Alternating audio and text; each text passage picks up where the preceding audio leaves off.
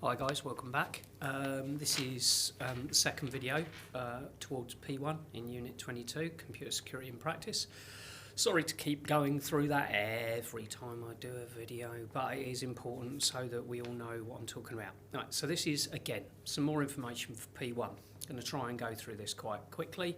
We talked about what systems and computers are. Well, I talked about it. You just listened and criticised my video.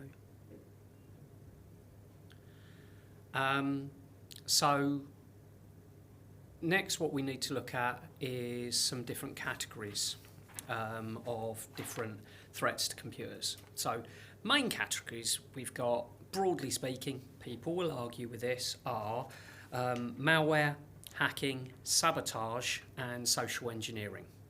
Now I'm going to try and keep these videos under 2 minutes, so they may get split up depending on that. Right, malware. Quite a big topic. Malware is something that affects both computers and systems, but it's mainly protected against on the computers themselves. Malware obviously includes things like viruses, trojans and so on. Basically, malware is malicious software. Any software written to cause a problem, compromise a system, or otherwise threaten the integrity of security of a group of computers or an individual machine. Viruses are pieces of malicious code.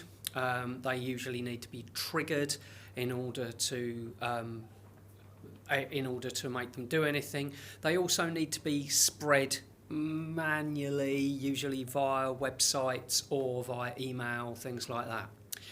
Worms, very, very similar to viruses, but they have one very big difference. They replicate on their own. They sometimes don't need to be triggered. All they need to do is get onto the system and then they can, or a computer in the system, and then they can proliferate. That is spread through all the different machines, right?